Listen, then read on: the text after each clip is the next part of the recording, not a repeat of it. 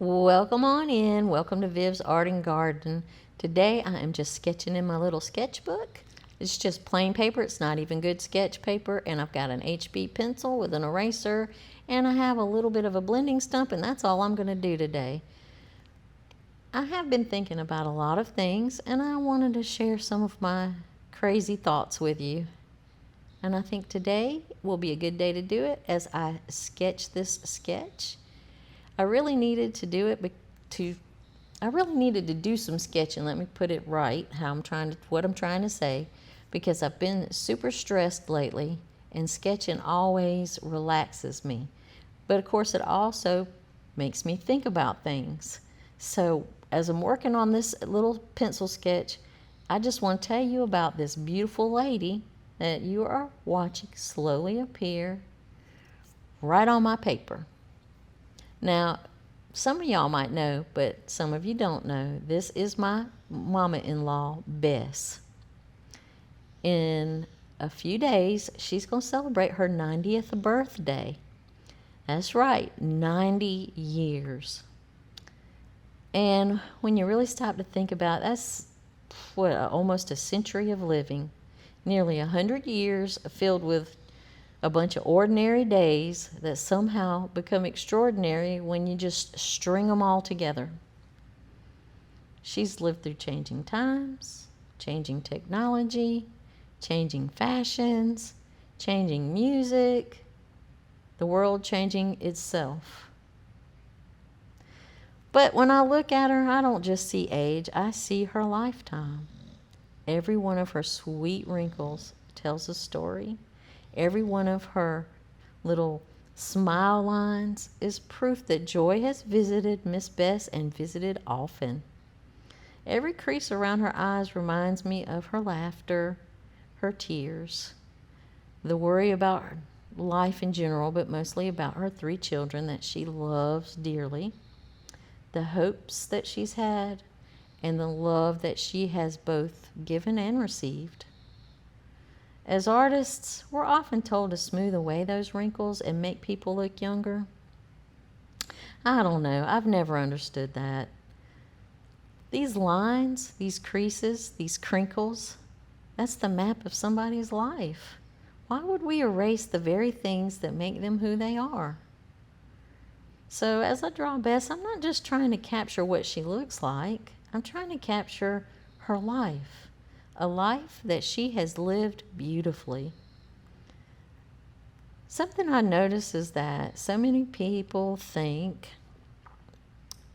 and sometimes I'm guilty of this, so I'm kind of talking to myself here. So I've noticed that so many people think that aging means that their opportunities are somehow behind them now. It's like society is quietly whispering to us that there's an expiration date on our dreams. And then you hear people say things like, oh, I'm too old to learn how to paint. I'm too old to go back to school. Too old to start a business. Too old to write that book. Too old to travel. Too old to change. I just want to know, just tell me, who decided that? Because life certainly didn't.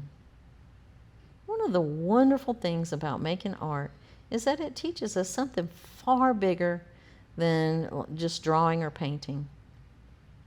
It teaches us progress doesn't happen overnight.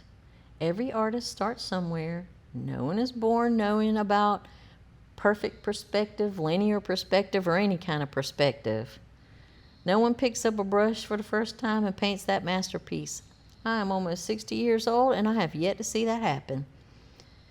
Every beautiful painting you've ever admired, well, it began with someone who didn't know what in the world they were doing.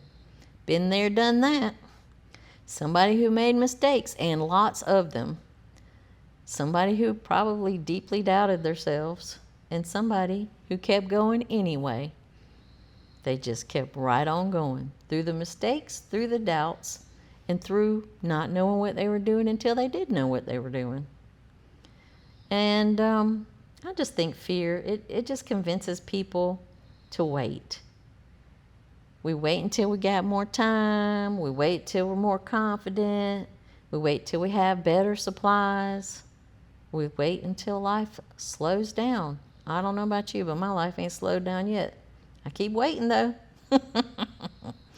We wait until retirement. And then what happens? Retirement comes, and then we still wait. Because now we change our excuse. Now it becomes our age.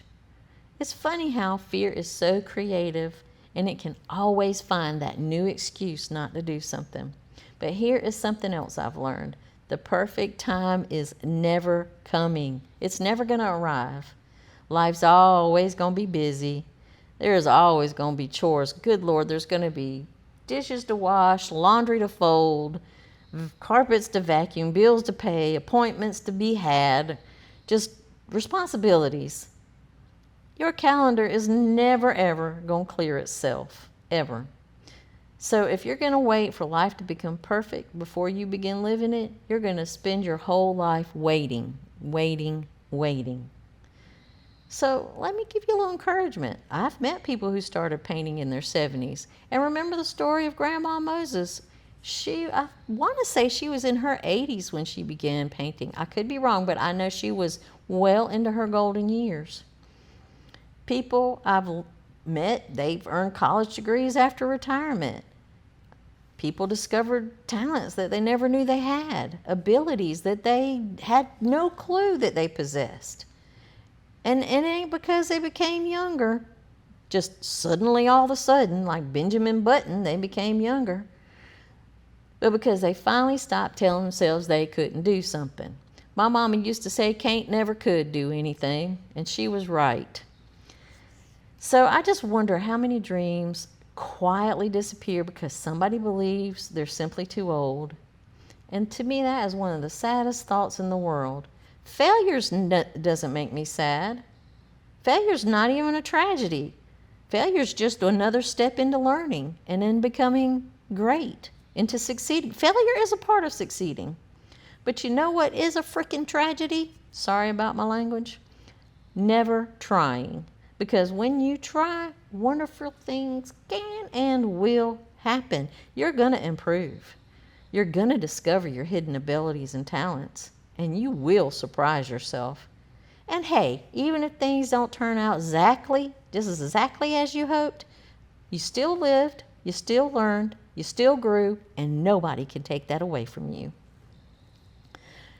One of my favorite things about sketching people is that every face reminds me that every life is precious. No two faces, they're not going to look alike. No two faces are alike. No two journeys are alike. No two lives are alike. Every person carries out victories that no one else knows about. They hold heartbreaks that they have survived quietly. They hold on to dreams that they've chased, dreams that they've had to let go of. They have new beginnings. They've had unexpected detours. They have loss and love and most importantly hope. And it's all written in their faces if we're willing to look. So as I sketch Bess today, I can't help but think about everything she's witnessed over her 90 years. Imagine all the birthdays, the holidays, family dinners, so many celebrations, and so many difficult seasons as well. Bess has had moments that probably felt impossible to survive at times. Yet here she is. She's still smiling. She is still surrounded by people who absolutely love her. She's still adding new chapters to her story. And maybe that's just another lesson about aging. I don't know. Growing older doesn't mean your story is over. It just simply means your book has a whole lot more chapters in it. And, I don't know, some of them best chapters may not have even been written yet by you. We got to keep writing our chapters. So if you've been telling yourself that it's too late, let me just gently challenge you. Maybe it's too late to be 20 again. Okay, that's true. You got me there. We're never going to be 20 again. But it's not too late to enjoy today. It's not too late to create. It certainly is never too late to learn. It's not too late to forgive. It's not too late to laugh until your stomach hurts. I do that pretty often, mostly at myself. It's not too late to plant flowers. I don't advise it during this heat wave. I am filming this during the July or the very end of June, July, and we are about to experience a hellacious heat wave. So anyway, I digress. It's not too late to paint terrible paintings because they will eventually become good paintings. It's not too late to discover a part of yourself that's been quietly waiting all these years for you to finally wake it up. One thing art has taught me is that mistakes are rarely permanent. Sketches, they can be adjusted. That's what you got your eraser for. Paintings, you mess them up, just paint right over them. Just paint right over them and start over. Colors can be changed. And life, it works a whole lot like that. More than we realize. Life is not a permanent, if you make a mistake, it's not necessarily a permanent one. We like to think that one mistake just defines us forever, but usually it's just another layer, just one more layer beneath the finished picture. So I think we spend far too much energy worrying about what other people think about us. And trust me, they're not thinking about you, they're thinking about themselves. But you're telling yourself, what if I'm not good enough? What if people laugh? What if I fail? But here's another question. What if you succeed? What if you do it? What if you make it? What if you become really good? What if you discover something that fills your heart in a way that you never expected it to? What if the thing you've been putting off becomes the very thing that brings you infinite joy? You'll never know unless you begin. Now look, you don't have to become famous. You don't have to sell any paintings, not even one. You simply have to give yourself permission. You just do that first sketch. Make that first brush stroke, that first awkward, scary attempt. Every artist has one. Every gardener plants that first seed. Musician plays that first note. Every writer writes a first sentence. Beginnings are supposed to be imperfect, and that's okay. That's what makes them beginnings. So, as my little portrait here of my sweet mama-in-law Bess comes together, I'm reminded that beauty changes with time. A young face is definitely beautiful. An older face is beautiful too, just differently. One holds all those possibilities, one holds all that experience, and they both deserve to be celebrated. So wherever you are in life today, 25, 45, 65, or if you're 90, remember this, your age is not what determines if you can grow. It's your willingness. It's your willingness to try, to keep learning, your willingness to keep wondering, your willingness to keep creating. Keep trying those things that make you feel just a little bit nervous, because that's usually where the growth and the joy begins. So happy 90th birthday, Bess. Thank you for reminding us that a life well lived is something truly beautiful. And to everyone watching, don't wait. Don't let fear make your decisions. Do not convince yourself that you've missed your chance. You have not. Your next chapter might become your favorite one yet. And thank you so much for spending a little time with me today. I hope this encourages you to pick up that pencil, paintbrush, or whatever dream you've been setting aside. Because I'm going to tell you, today is a wonderful, perfectly good day to begin. Thank you for watching, and if you enjoyed this, please consider subscribing, give me a thumbs up, leave a comment, do all the YouTubey things. It helps my channel immensely. Y'all have a great day and happy painting.